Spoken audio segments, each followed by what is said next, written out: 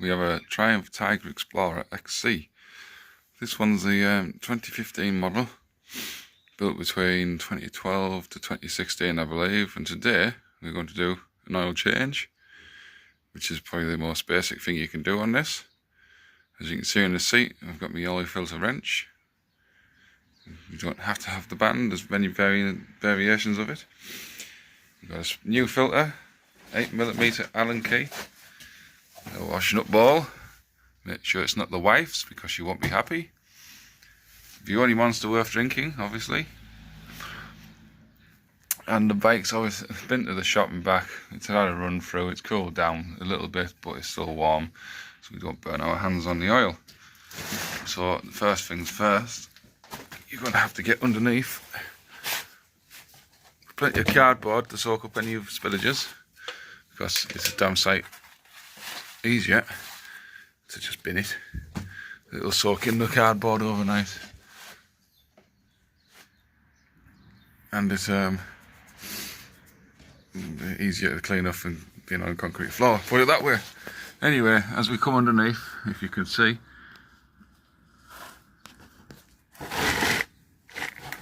we have our sump bolt, which you're not going to see on this, so I'll bring it back with some light. So your sump plug is just underneath here. There. It's got a bit of oil on because I already loosened it and put it back on. You need to get your 8mm Allen key right in there. You need to get it nice and tight into that Allen bolt. If you get it slack, then it's not going to do much but thread the bar, well, thread the key, and that's not what you want. So normally it's lefty loosey, righty tighty. In this case, because it's a mirror image, I believe, lefty loosey. Yeah. And then you just undo that. Make sure you've got your washing up bowl underneath, and if you aren't married with a wife, don't use your mother's because she won't be appreciative either. And we just need to gently undo that. And it'll go all out. Obviously bear in mind, if you've been running this, it's going to be hot or warm. That's why we leave it to sit a little bit. But the idea is you get it undone without getting oil losing your plug. And then obviously while we do this is a lovely colour of brown, by the way. If you're looking for any iron filings, you either do that or you can run your finger in the oil and check. And you want a nice viscosity. There you go. Obviously that oil's not the greatest, but it's not the worst either. When it comes to the oil filter, mine's not the greatest tool to get in. I can't get in and twist it, so I'm going to have to take off the crash bar. If you can get in there with a tool without taking it apart, even better. Ideally you need to take this off first so there's any crap in there, it doesn't flow through into the tank when it's draining. So the bolt on this side, that was 14mm to take out. We had a second one in there, and up here, they were both 12s. That way you can get in at your oil filter, and as you can see, you can twist it round a little bit at a time. There's other tools, there's various different types of things, but this is usually about 25 Newton meters tight. I mean, as a guide, it's always hand tight, then a couple of extra turns. Okay, just keep niggling away at it, and eventually it'll come to hand tightness, and you'll be able to twist it off. Just keep going, eventually it'll come to hand tightness, and you'll be able to just twist it off. Be aware, obviously there's going to be some oil in there, so move one's filter in accordance to that.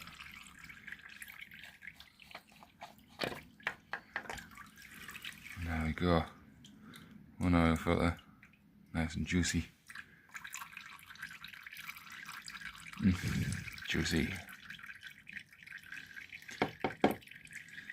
Now, yes, no, whatever. People say prime your new filter, don't prime it. As a rule, I've always primed mine. If you've got any sense about you, you'd have filled it with oil before you got to this stage. Just use a bit of the old oil from the old oil filter around your seal. Or you could alternatively drip it in there. It doesn't need to be loads, just enough to keep a nice little wet seal around there so it doesn't get too tight. To be fair, this oil filter's already come with a wet seal, but I'll put oil in it anyway, just to know and be satisfied that it's done. Once it's had time to drain for a bit, wipe off any excess residual or oil. An old rag will do, old pillowcase, bedding, clothing, trousers, anything. It's going in the bin anyway, why would you pay money for it? Just use something that's already old and obsolete. Take one oil can that's pre-primed, or oil filter I should say. Once the oil's settled in there, I don't overly kill it like some people do. Just fill it up, let it bubble in, get it straight back on, and just twist on till it's hand tight.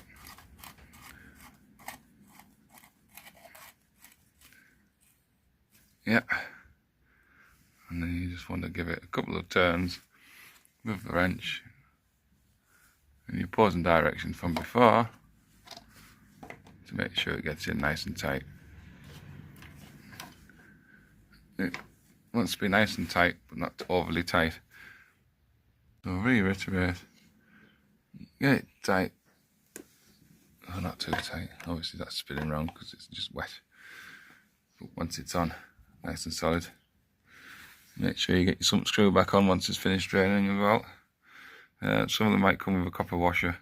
If that's the case, replace it. That's a crush washer. Once it's used, it's no good, get another one. This one's alley, so we'll be reusing that one. I'll just flip it around. Always check you've got no bits and bobs on there, like bits of metal shard or anything like that, before putting it back in.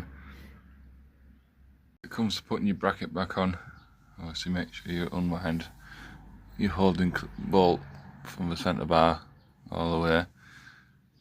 I've done the top one first, just put it finger tight.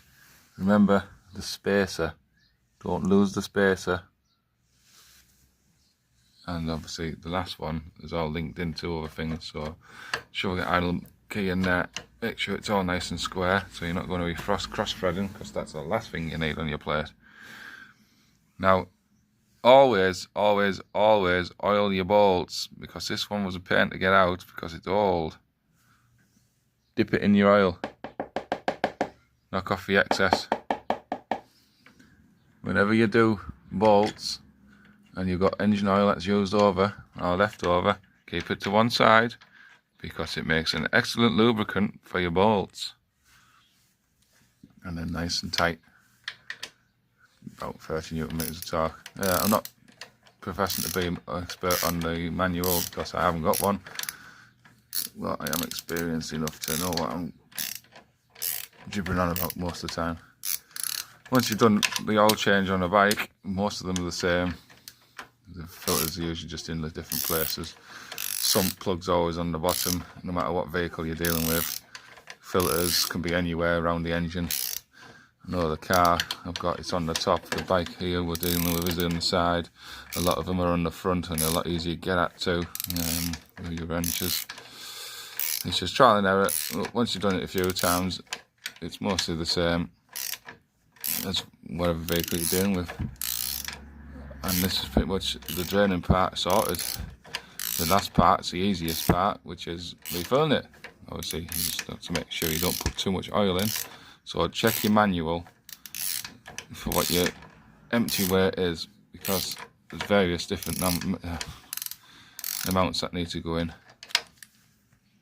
Of note, being the first time I've actually done the target, you can see the plugs back in. It might be worth, if you want to be tidy, taking your heat shield off. Oh well, your skid shield. Because unfortunately, which I didn't realise because I'm stupid and too quick to jump for gun, the oil gathers in the bottom of it from the top filter, catches it when it's draining from the bottom, which is not the end of the world, but it's a bit of a pain having to clean all that now. So yeah, definitely take your skid pan off if you can. It's going to make your life a lot easier. Just have a look around the bike. There's a bracket it's attached to there. You could either take the top one off, or you could take all the bottom bolts off instead and just reattach them to the top. The top one might be more favourable because it's a quicker job to do, but just have a look around. And next we shall go to refilling. Now try and recommend 3.4 litres when it's a oil filter and oil change. Obviously there'll be residual hanging around in there somewhere, so it's not a full dry engine. They also recommend to use castor oil because that's what manufacturers do. They sponsor each other to get sales around. Now it's up to you, it's your bike, it's up to you what oil you put in. Personally, I buy a brand of motorcycle oil made in my country of origin, which is Britain. It's the same stuff, oil's oil for me, because I'm a tight Yorkshireman. Get yourself a jug, you've got about 50 pence in the shop. Get yourself a big barrel, you'll save yourself money in the long term. Alternatively, if you're buying service packs off the internet, they come with oil as well. And then, I shouldn't need to show you this, but for those who've never done it before, you get your oil, you get a funnel, and you put it in that hole there. You put 3.4 litres in, and then you're going to be checking the looking glass here for the level. We'll put some oil in and we'll come back to it. So once you've added your oil, do leave it time to settle and check your fill line on there. And obviously it's not right where it needs to be, top it up. It's better to have a little top ups at a time than have to flush it back out to restart again. So don't put too much in, because too much oil for your engine is bad, just as much as too little oil is bad. The pressure will get too much for it and it'll make it go pop. But obviously check your angle when you're checking at it. This is obviously on its centre stand, so it is level, but if you want to mess about you can put it on the side stand and pull it straight if you're not trusting of it. But yeah, I've just put the 4.4 litres in there. Like I say, give it time to settle before you start adding more, just in case it's playing catch up. Pop your cap back on and that's it, done. That's your oil change. Obviously make sure your bike's cleaner than mine. Give it a good wash and make sure you clean up any oil spills. Waste oil, there's various different things you can do with it. You see me use it as lubricant for bolts. If you've got any extra bikes with chains on, it makes a great chain lubricant, because let's face it, what's going to happen, it's going to wash off, so why spend money on it? Make sure you push it on these chains. If you've got any tools that are rusted shut, you can soak them in there, pull them out, and it helps lubricate them. I've used it as fence paint. You probably shouldn't in this day and age, but it's an old trick from 50 plus years ago. It's cheap creosote. Believe me, you don't want to smoke any of that fence after a few years time, but it's free and it gets rid of it in the fence and it stops anything growing on it, such as mold and algae, and it preserves it because the water bounces off. Best off done in hot sunlight so it soaks into the wood properly. Won't work with wet wood because it needs to be dry for it to soak inwards. Alternatively, and obviously the proper way of disposal of it, is to put it back into a can, take it down to your local household recycling place and put it in a recycling bin for oil, and they'll recycle it into oil for something else. Other than that, that's the oil change done. Most bikes are the same, most car engines are the same.